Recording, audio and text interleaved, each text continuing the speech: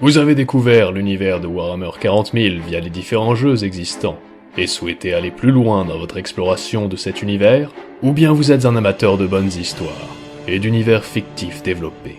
Un mélange des deux peut-être, ou même un simple novice de l'imaginaire, cherchant simplement à faire évader son esprit du monde réel, Warhammer 40 000 Librarium est fait pour vous alors.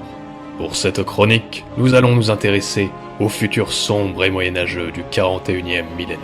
Un univers de cauchemars et d'obscurantisme, illuminé en de rares occasions par les flammes de l'héroïsme et de la gloire. Ne cherchez aucune issue à ce monde, car seule la guerre y est présente.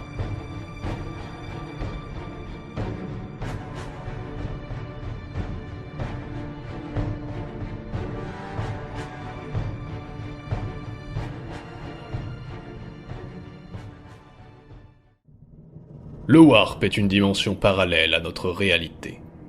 Un espace en constante mutation, en constant bouleversement, où ni les lois auxquelles obéissent la vie, le temps et même l'espace n'ont cours. C'est une zone d'énergie pure, pourtant habitée d'une certaine conscience.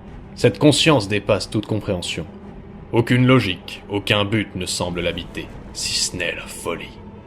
Cette conscience a un nom, le chaos. Le Warp et le chaos sont indissociables, l'un nourrissant l'autre. Sans espace Warp, pas de chaos, et sans chaos, pas de Warp. On pourrait penser que le chaos forme une entité unie, mais le caractère éminemment volatile et changeant des énergies Warp anime en réalité une infinité de volontés différentes, apparaissant et disparaissant au gré des courants et des vortex la composant. Les tempêtes Warp animent cet éternel processus de création-destruction des entités chaotiques. Certaines pouvant durer des millénaires, tandis que d'autres n'existent que le temps d'un faible écho. Chacune de ces entités a alors une volonté et un intellect propre, leur existence se terminant à chaque fin de perturbation Warp. Malgré ce caractère anarchique et volatile, certaines entités ont réussi à se maintenir depuis la nuit des temps.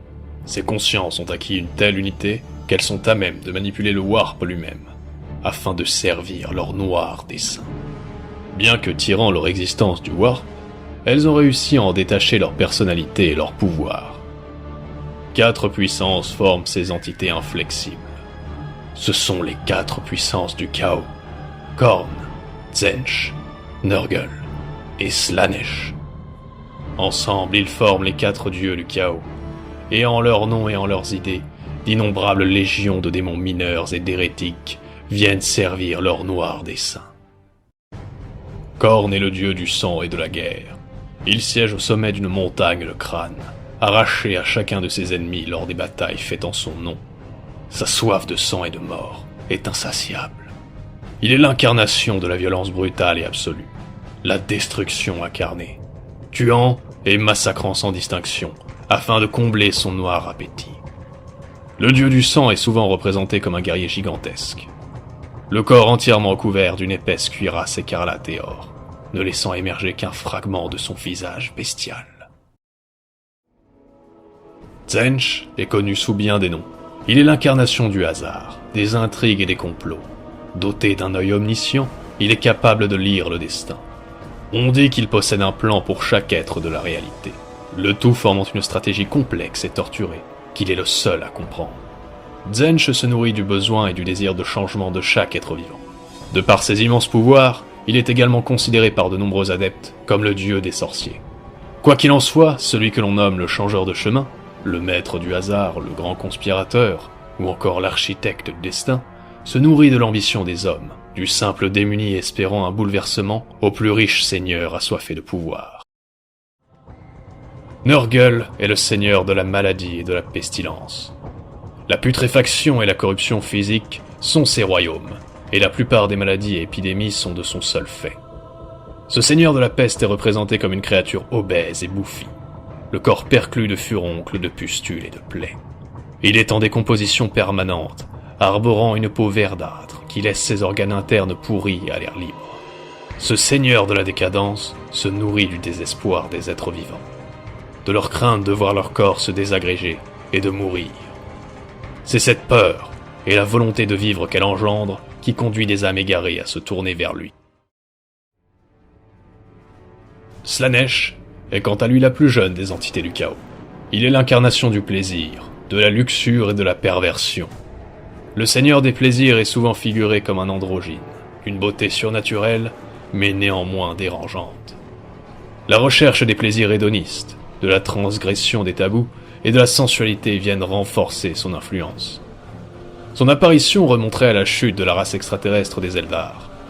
En effet, ce peuple âgé de plusieurs centaines de milliers d'années avait bien avant l'homme découvert le voyage spatial.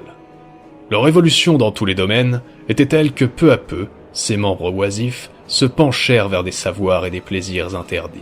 De cette philosophie commença la lente dépravation de cette race, qui atteignit son paroxysme par une guerre civile qui scella la quasi-extermination de la race.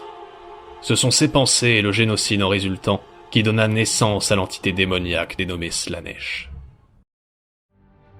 Malgré l'existence de ces sombres puissances et des entités mineures qu'elles engendrent, ainsi que le danger que représente le Warp lui-même par son instabilité, les hommes utilisent cette dimension.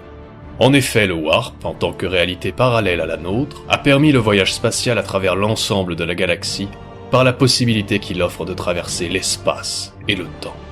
En dépit des nombreux récits de vaisseaux égarés, ou ayant réparu des années après leur départ, ou ayant tout simplement été détruits par les forces chaotiques, l'utilisation du Warp demeure le seul moyen de naviguer à travers l'espace.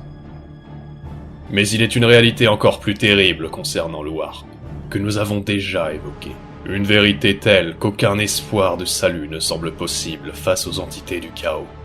Les êtres qui forment cette dimension sont le fruit de l'ensemble des pensées des êtres conscients de la galaxie. Chaque émotion, volonté ou rêve viennent nourrir ces êtres démoniaques. Un cercle vicieux est ainsi formé. Le chaos engendre la folie, et la folie engendre le chaos.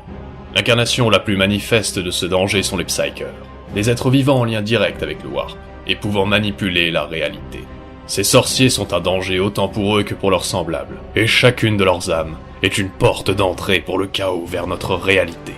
C'est pourquoi l'Imperium de l'Humanité mène une traque immuable des Psykers, afin de les reprogrammer pour servir l'Empereur, ou dans la plupart des cas, simplement les éliminer. Les dangers que représente le Warp sont multiples et pernicieux. Les méfaits qu'ils ont déjà accomplis ou qu'ils accompliront sont l'une des sources principales de menaces qui pèsent sur la galaxie. De leur présence, ils ont déjà failli causer la fin de l'humanité par 2 occasions, et ont déjà permis l'extinction entière d'une race. Mais ceci est un récit pour une prochaine fois.